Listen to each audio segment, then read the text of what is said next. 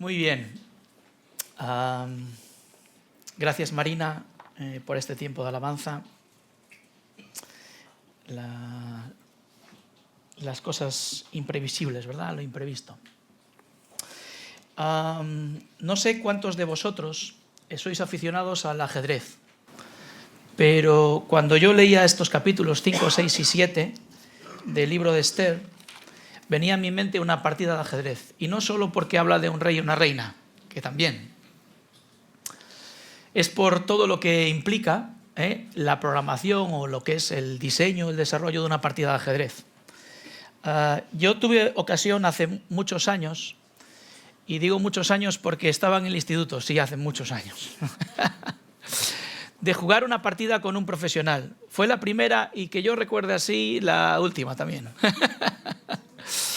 No sé si alguna vez habéis jugado una partida de ajedrez con alguien profesional. Pero el ajedrez, claro, uno va moviendo sus fichas, ¿no?, y su estrategia, y se trata de hacer jaque mate al rey contrario, ¿no? Y en el instituto había un profesor que era muy aficionado al ajedrez y trajo a un profesional y jugó con nosotros unas simultáneas. Unas simultáneas, para muchos sé que esto es, lo sabéis, pero lo explico rápidamente. Es un jugador que juega contra, en ese caso yo creo que éramos 15 más o menos, contra 15 contrincantes al mismo tiempo. Si ya es difícil tener en la cabeza más o menos la posición de tu estrategia, de tu partida, imaginaros 15, ¿no? Entonces, claro, realmente un profesional se pone a prueba cuando hace una partida simultánea. Empezó la partida, él va moviendo por mesa y cuando está en tu tuya tú mueves, él mueve, bueno, es una cosa así. Cuando llevábamos unos minutos de partida, no recuerdo cuánto, yo me di cuenta de que estaba en una posición, hago mi movimiento y estaba a 2 movimientos de jaque mate. Claro, mi orgullo, mi autoestima, digo, bueno, es un profesional, pero aquí hay otro, claro. Está normal. ¿Le voy a ganar? Bueno, es una cosa que... Entonces, claro, en ajedrez tú puedes hacer el movimiento que quieras dentro de las reglas, pero solo hay un caso en el que tú no puedes mover la ficha que quieres, que es cuando te hacen un jaque. Ahí tienes que defenderte o pierdes, es una cosa obvia, ¿no? La siguiente ronda viene y me hace jaque. Digo, normal, se ha dado cuenta, es un profesional, está perdido, está... Muevo, me defiendo, siguiente ronda viene, me hace otro jaque. Digo, bueno, a ver, no iba a ser tan fácil, ¿no? Siguiente ronda, otro jaque. Siguiente ronda, otro jaque. No recuerdo cuántas, pero a la 6ª o 7ª, que con sus jaques iba cambiando el tablero por completo, me di cuenta de que una partida que pensé que tenía en mis manos estaba siempre en las manos del otro. Y evidentemente me quedé a 2 movimientos de ganar la partida. Es increíble cómo estas personas, bueno, increíble, a mí me parece asombroso, cómo son capaces de mucho tiempo antes tener el control de la partida, hacerte a ti mover las fichas que ellos quieren que muevas, para donde quieren que las muevas, para ganarte la partida.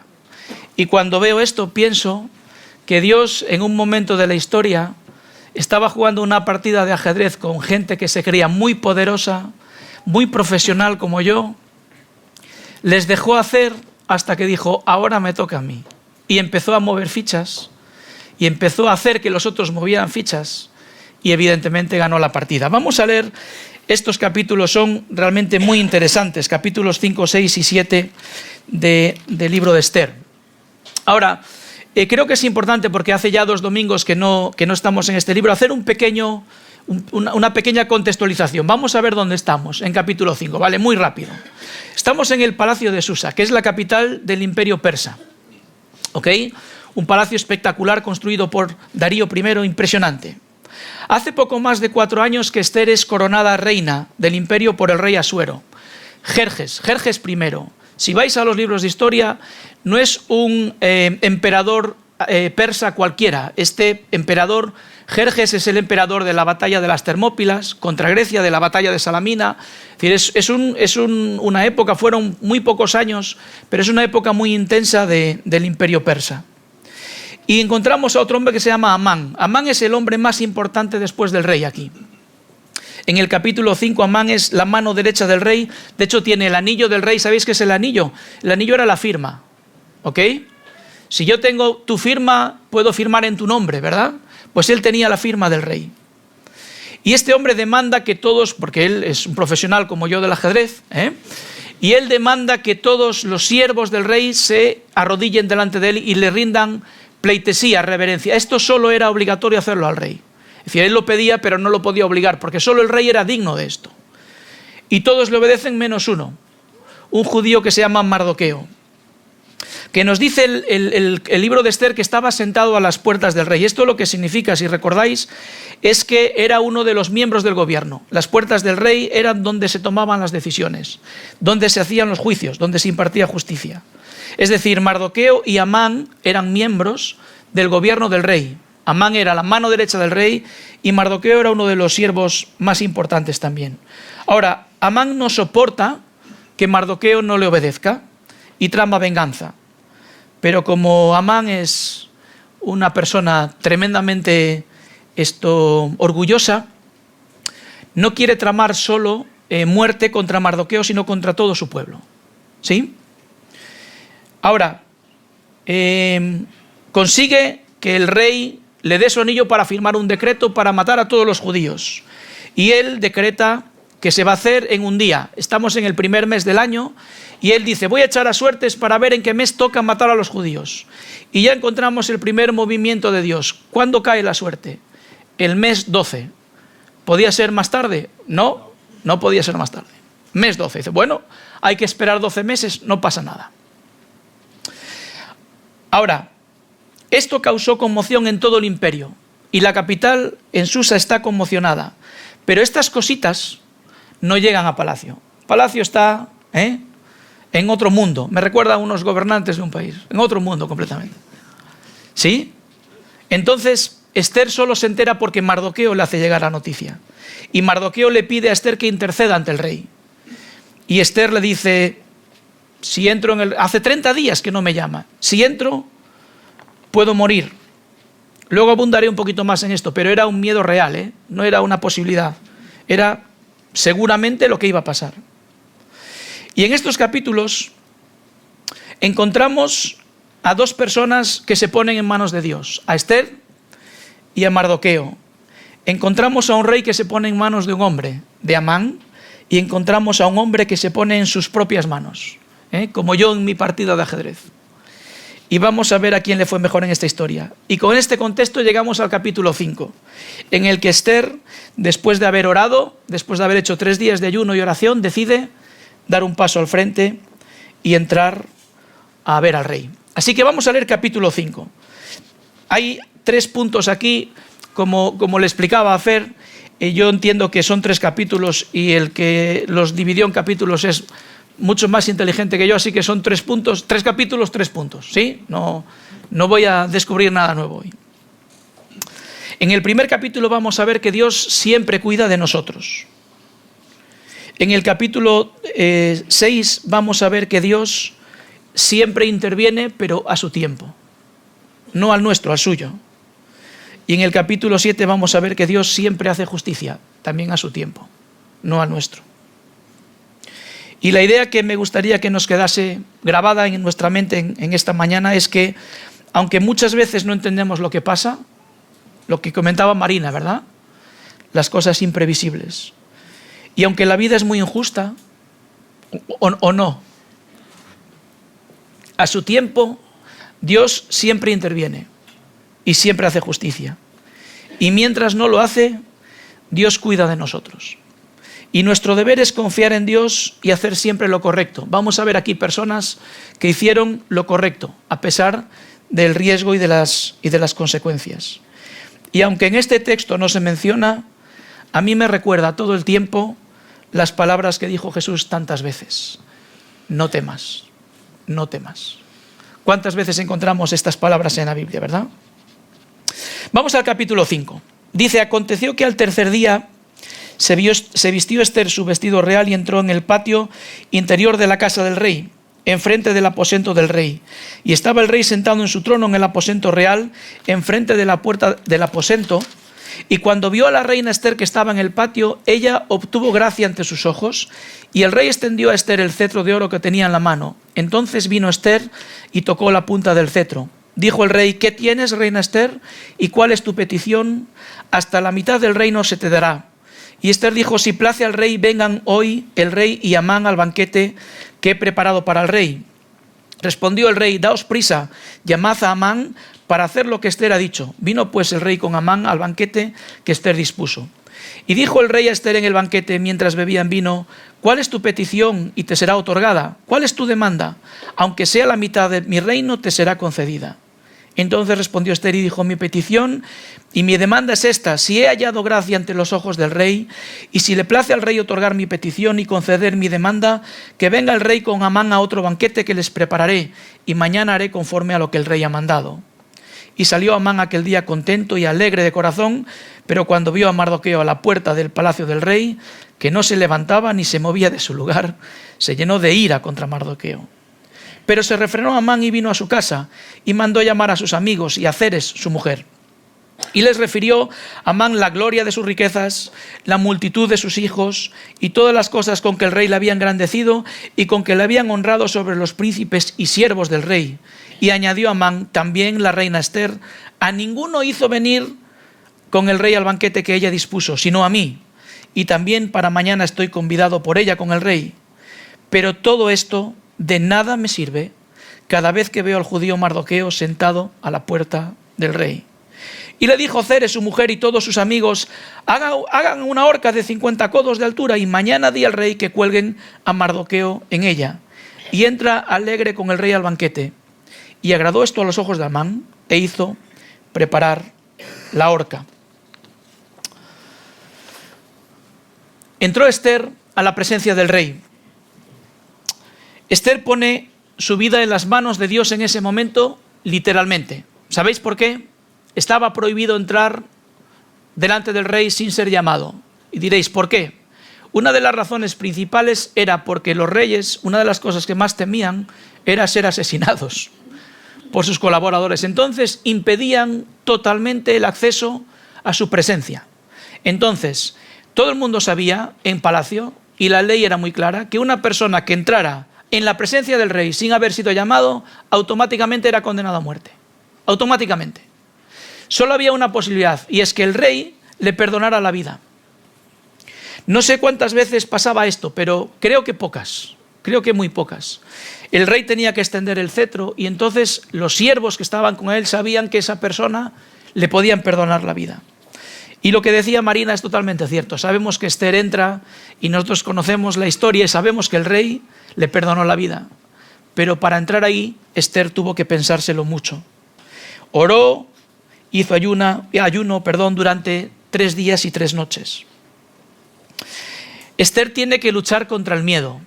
¿Os ha pasado eso alguna vez? Seguro que no. El miedo trae a nuestra mente el peor resultado posible. El miedo nos hace rehenes de nuestras emociones. El miedo sabotea nuestro cuerpo. ¿Qué pasa cuando tengo miedo?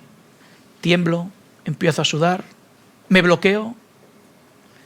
El miedo nos dice que hagamos muchas veces lo contrario de lo que debemos hacer. Pero como decíamos antes, una de las frases más repetidas en la Biblia es: no temas, no temas. Y Ester decide poner su vida en las manos de Dios, literalmente, y entra al rey. Ahora, ¿nunca os ha sorprendido? A mí siempre me sorprende lo que el rey le dice: Ester, ¿qué quieres? ¿Qué tienes? Hasta la mitad del reino te concederé. ¿Por qué le dice esto el rey? El rey sabía la ley, sabía que Ester se había arriesgado su vida por entrar. El rey era plenamente consciente de que para que Ester hubiese hecho eso tenía que haber una razón absolutamente importante. Y Ester le invita al banquete. Y él entiende perfectamente, el rey entiende perfectamente, el banquete no era el motivo. Obviamente, nadie se juega la vida por hacer un banquete, ¿verdad? Yo por una buena comida, casi. Pero no es lo habitual.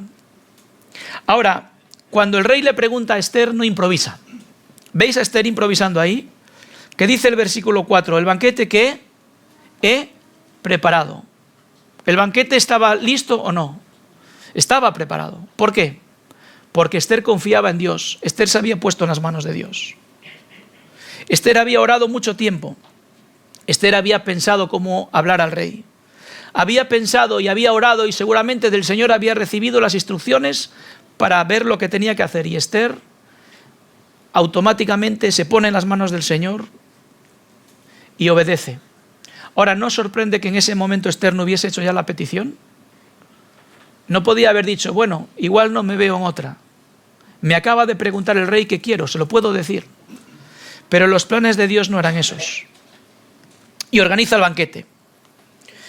Y en el banquete solo está Amán y el rey. ¿Os imagináis la honra para Amán? Es que luego él mismo lo dice, fijaros. Anda que no hay siervos aquí en el reino, pero solo a mí, la reina Esther solo a mí. Y Esther ahí está en la fiesta, está en el banquete y el rey le vuelve a decir, ¿qué es lo que quieres? ¿Cuál es tu demanda? Y Esther, por segunda vez, teniendo en cuenta los tiempos de Dios y su confianza en Dios, dice, mañana hacemos otro banquete. ¿Por qué Esther no le dice ya en ese momento lo que sucede? Está Amán allí, ¿por qué Esther no lo hace? Pues yo no sé la razón, pero estoy seguro de que Esther tenía el plan de Dios escrito en su mente. Y no habría sucedido el capítulo 6 si hubiera hecho eso. Y el capítulo 6 es algo importantísimo. Ahora, ¿quién era Amán? Versículos 9 en adelante. Amán era, como nos dicen los versículos anteriores, de los amalecitas agageo. Agageo significa descendiente de Agag, el rey Agag. Es decir, Amán era de familia real. Agag es el rey al que Saúl perdonó la vida desobedeciendo a Dios. ¿Os acordáis? Dios le dijo que tenía que acabar con todo el imperio amalecita, con todo el pueblo. Y él vio que había ganado muy bueno, que había que aprovechar, y le perdonó la vida al rey Agag. Y Amán es descendiente de Agag. ¿Y sabéis de quién es descendiente Mardoqueo? De Saúl. Saúl también era descendiente real. Así que unos 550 años después, un descendiente de Saúl y un descendiente de Agag se vuelven a encontrar por causa de la desobediencia de Saúl.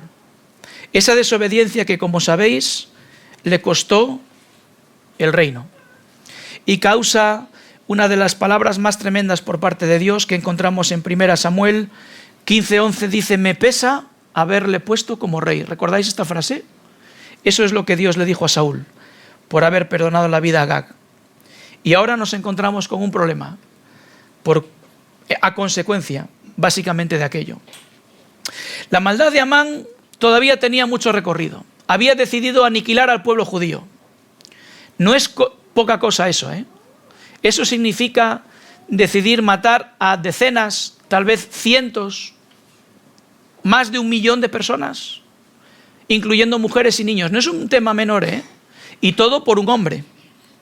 Es un hombre que es autosuficiente, forjado a sí mismo, egoísta, egocentrista, orgulloso. Está en el mejor momento de su vida. Solo confía en él, pero es que hasta ahora sus decisiones le han llevado a lo más alto. Y en lo más alto dice, literalmente, versículo 13, nada de esto me sirve por culpa de Mardoqueo. ¿Os podéis creer? ¿Podéis creer? Lo tenía todo, podía tener algo más. Solo el hecho de que Mardoqueo no se arrodillara a él hacía que todo lo demás no sirviese de nada. Increíble. La maldad de este hombre era tremenda. Llega a casa con una honra inmensa, se lo dice a su familia y la familia le ve tan abatido por Mardoqueo y dice, mira, oye, la suerte ha dicho que tienes que esperar 12 meses para matar a Mardoqueo, pero no esperes, hombre, no esperes. ¿Por qué no lo matas mañana por la mañana?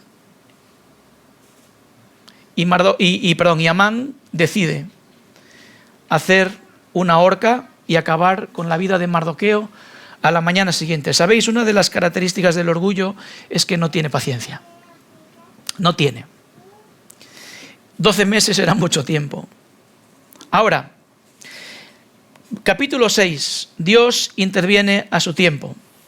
Vamos a leer este capítulo. Aquella misma noche se le fue el sueño al rey y dijo que le trajesen el libro de las memorias y crónicas y que las leyeran en su presentación. Entonces hallaron escrito que Mardoqueo había denunciado el complot de Bigtán y Teres, 2 eunucos del rey de la guardia de la puerta, que habían procurado poner mano en el rey Asuero. Es una manera de decir matarle, ¿sí? Por si creo que está claro, pero más claro así, ¿sí? Asesinarle. Y dijo el rey: ¿qué honra o qué distinción se hizo a Mardoqueo por esto? Y respondieron los servidores del rey y sus oficiales: nada se ha hecho con él. Entonces dijo el rey: ¿quién está en el patio? Y Amán había venido al patio exterior de la casa real para hablarle al rey, para que hiciese colgar a Mardoqueo en la horca que él tenía preparada. Y los servidores del rey le respondieron: he aquí, Amán está en el patio. Y el rey dijo que entre. Entró pues Amán y el rey le dijo: ¿qué se hará al hombre cuya honra desea el rey? Y dijo Amán en su corazón: ¿a quién deseará el rey honrar más que a mí? Y respondió Amán al rey: para el varón cuya honra desea el rey, traigan el vestido real del que el rey se viste, y el caballo en el que el rey cabalga, la corona real que está puesta en su cabeza, y den el vestido y el caballo en mano de alguno de los príncipes más nobles del rey, y vistan a aquel varón cuya honra desea el rey, y llévenlo en el caballo por la plaza de la ciudad, y pregonen delante de él: así se hará al varón cuya honra desea el rey. Entonces el rey dijo a Amán: date prisa, toma el vestido y el caballo como tú has dicho, y hazlo así con el judío Mardoqueo, que se sienta a la puerta real. No omitas nada de todo lo que has dicho. Y Amán tomó el vestido y el caballo y vistió a Mardoqueo y lo condujo a caballo por la plaza de la ciudad e hizo pregonar delante de él: así se hará al varón cuya honra desea el rey. Después de esto, Mardoqueo volvió a la puerta real y Amán se dio prisa para irse a su casa, apesadumbrado y cubierta su cabeza. Contó luego a Amán a Ceres su mujer y a todos sus amigos todo lo que había acontecido. Entonces le dijeron sus sabios y Ceres su mujer: si de la descendencia de los judíos es este Mardoqueo, delante del quien has comenzado a caer, no lo vencerás, sino que caerás por cierto delante de él. Aún estaban ellos hablando con él cuando los eunucos del rey llegaron apresurados para llevar a Amán al banquete que Ester había dispuesto. Curiosamente, la misma noche que Amán está construyendo una horca para colgar a Mardoqueo, Dios le quita el sueño a Asuero para que le honre. Qué casualidad, ¿verdad? Cuando leí esto, claro, es un poco recurrido, pero no es magia. Es la gracia de Dios que empezó a mover sus fichas. Continuó, en realidad, ya había empezado. Han pasado muchos años. Aquel fiel servicio de Mardoqueo al rey, que le había salvado la vida, y el rey lo sabía, nunca había sido recompensado, nunca, pero había quedado escrito en los libros. Y justo en ese momento, el rey tiene insomnio y dice: bueno, tráeme los libros, quiero regodearme en mi historia, en mi grandeza.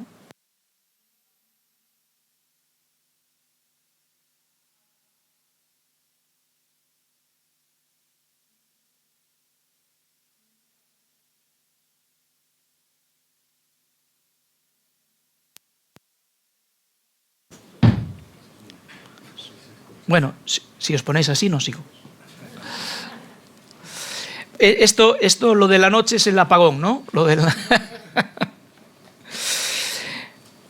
Seguramente el rey recordaba aquello, cuando se lo leyeron recordaba, pero de repente Asuero empieza a pensar y dice: lo que no me acuerdo es cómo honramos a ese hombre. Léeme ahí cómo honramos a Mardoqueo. Y claro, os imagináis: Majestad, aquí no consta nada, no se ha hecho nada. Pues vamos a hacerlo. Y se da otra enorme casualidad. A esas horas de la mañana, tal vez de la madrugada, ¿Era normal que hubiera alguien en el patio del palacio? No, a esas horas de la mañana nadie estaba allí. ¿Por qué esta vez había alguien? Porque iba tempranito por la mañana a pedir la cabeza de Mardoqueo. Por eso estaba allí. ¿Sí? Por eso estaba allí. Y entonces el rey dice, no se ha hecho nada. Y de repente se da cuenta que alguien allí, ¿quién está allí? Y le dicen, es Amán. Y dice, hombre, perfecto, este es quien me va a solucionar a mí el problema. ¿Por qué? Porque era su siervo de más alto rango. Y le llama, y claro, lo hemos leído. Le dice, Amán, ¿qué habría que hacer para honrar a alguien quien el rey quiere honrar? Y claro, Amán mira así a su alrededor, y dice, ¿a quién va a querer el rey honrar? A mí. ¿A quién puede el rey querer honrar sino a mí? Y entonces, claro, se empieza a regodear. Dice, ¿qué me gustaría que me hiciera? Hombre, me encantaría ponerme la ropa del rey. Que me vean como rey. Me encantaría subirme en el caballo del rey. Me encantaría que me pasearan, ¿no? Que me honraran públicamente. Una cosita más. Que pusieran la corona del rey también. Y fijaros, yo creo que Amán estaba esperando a que el rey le dijera, pues así vamos a hacer contigo, para que Amán dijese, hay un pequeño detallito más para honrarme. Hay una cabeza ahí que quiero cortar, que me molesta. Y yo imagino a Amán diciendo, estoy a 2 movimientos del jaque mate. 2 movimientos, jaque mate. Y el rey le dice, haz eso con Mardoqueo. ¿Cómo? Con Mardoqueo. Además de lo que suponía para él a nivel orgullo, honrar públicamente a Mardoqueo suponía 2 problemas. El primero, ya no puedes pedir su cabeza. Ni hoy, ni mañana, ni pasado, olvídate. ¿Y cuál es el segundo problema? El segundo problema es, el rey ha dicho, ¿habéis leído el versículo? Haz esto con él, judío Mardoqueo. Cuando Amán le pide permiso al rey para aniquilar al pueblo, ¿le dice que son judíos? No se lo dice. No le dice, es el pueblo, es un pueblo que quiero aniquilar. Hazlo, Amán, haz lo que quieras. Pero el rey no sabía que eran los judíos y que él había sentenciado a muerte a Mardoqueo. Llega a casa apesadumbrado y claro, fijaros la inteligencia de sus amigos y de su mujer. Le dicen, si realmente ese hombre es judío, Amán, estás totalmente perdido. Porque has sentenciado a muerte a ese hombre y el rey le acaba de honrar. Ahora, la honra de Mardoqueo, Dios la hizo porque había cometido una injusticia con Mardoqueo, porque no había sido honrado. ¿Era esa la razón? No. El reconocimiento de Asuero no era para resolver una injusticia con Mardoqueo, sino para resolver la justicia con Amán. Para hacer justicia con Amán. Y eso lo vamos a encontrar en el capítulo 7, y ya con esto terminamos. Como dice Marina, es verdad, conocemos el desenlace de la historia, pero creo que tenemos que pensar y meternos que en aquel momento, para aquellas personas, estas circunstancias eran tremendas. ¿Os imagináis a Mardoqueo con la ropa del rey, vestido con la corona del rey, en el caballo del rey, mirando a su alrededor? ¿Y esto? No, fue idea de Amán. ¿Cómo? Sí, fue idea de Amán. ¿Qué dices? Que sí. Y Mardoqueo pensaría, pues estoy incómodo, no me siento bien aquí arriba. ¿Sí? Pero se trataba de la justicia de Amán. Capítulo 7. Fue pues el rey con Amán al banquete de la reina Ester, y en el segundo día, mientras bebían vino, dijo el rey a Ester, ¿cuál es tu petición, reina Ester? Y te será concedida. ¿Cuál es tu demanda? Aunque sea la mitad del reino, te será otorgada. Entonces la reina Ester respondió y dijo, oh rey, si he hallado gracia en tus ojos, y si al rey place, séanme dada mi vida por mi petición, y mi pueblo por mi demanda. porque hemos sido vendidos, yo y mi pueblo, para ser destruidos, para ser muertos y exterminados. Si para siervos y siervas fuéramos vendidos, me callaría, pero nuestra muerte sería para el rey un daño irreparable. Respondió el rey Asuero y dijo a la reina Ester: ¿Quién es? ¿Y dónde está el que ha ensoberbecido su corazón para hacer esto? Ester dijo: el enemigo y adversario es ese malvado Amán. Entonces se turbó Amán delante del rey y de la reina. Luego el rey se levantó del banquete encendido en ira y se fue al huerto del palacio, y se quedó Amán para suplicarle a la reina Ester por su vida, porque vio que estaba resuelto para él el mal de parte del rey. Después el rey volvió del huerto del palacio al aposento del banquete, y Amán había caído sobre el lecho en el que estaba Ester.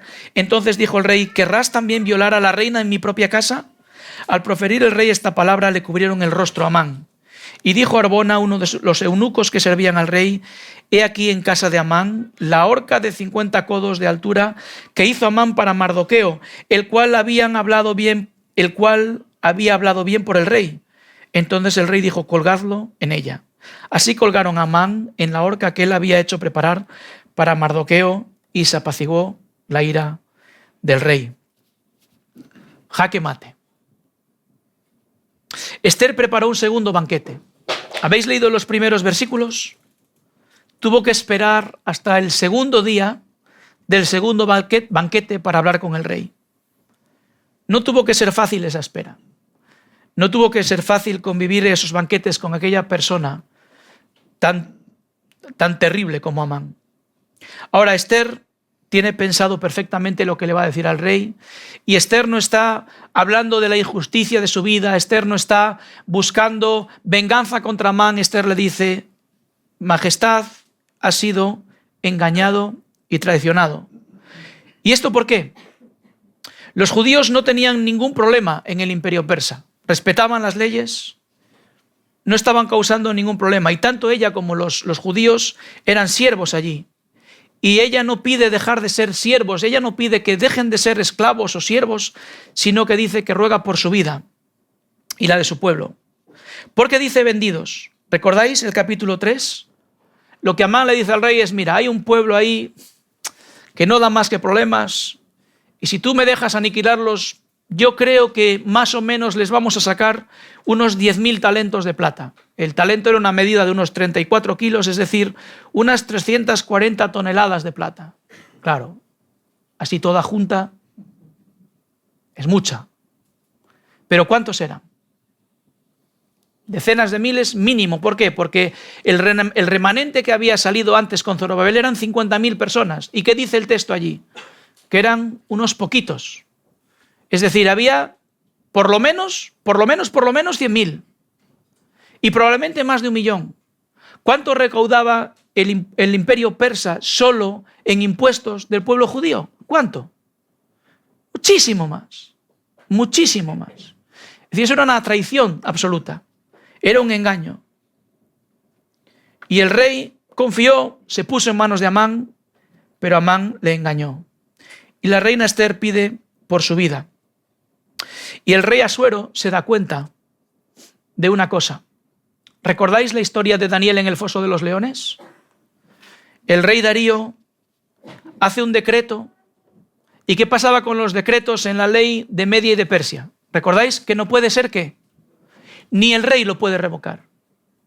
El rey sabía que una vez emites un edicto y le pones el sello del rey, ese edicto se tiene que cumplir. ¿Por qué el rey Darío no sacó a Daniel del foso de los leones? Era el rey. No podía. Y esa decisión le llevó a estar a punto de, porque Dios tuvo misericordia, de perder a uno de sus mejores hombres, a Daniel. Y Asuero se da cuenta en este momento que esa decisión de Amán, engañándole, le va a costar la vida a la mujer que él más ama. ¿Por qué? ¿Recordáis los versículos? Capítulo 2, versículo 17. Asuero amó a Ester más que a ninguna otra en el reino. En ese momento Asuero se da cuenta: Amán me ha engañado y voy a perder a la reina Ester. Ahora, Amán no sabía que la reina Ester era judía, no lo sabía. ¿Os imagináis a Amán escuchando a la reina Ester diciendo: qué terrible, ¿alguien ha hecho eso de verdad? Claro, ¿Qué pensaría Amán de que estaba hablando la reina Esther? ¿Quién va a querer matar a la reina Esther?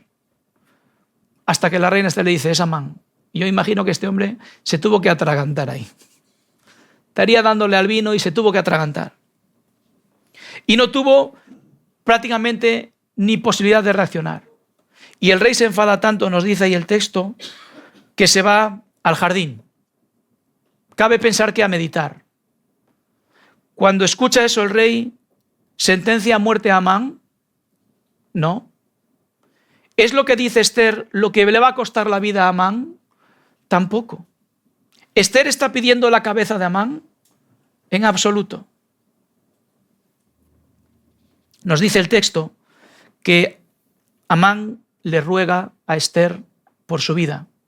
Ahora, nosotros somos todos buenas personas, bien pensados. Pues, claro, le ruega y la reina Esther tendría que haber tenido un poco, ¿verdad? ¿No lo pensasteis nunca? Yo lo pensé. Pero es que tal como dice esto, ¿qué pasa cuando el rey volvió? ¿Qué pensó que estaba haciendo Amán? ¿Estaba rogándole? ¿De qué manera le estaría rogando a Esther? Para que él pensara que la quería violar. La actitud de Amán en ese momento no fue de arrodillarse, pedir perdón, arrepentirse, humillarse delante de Esther.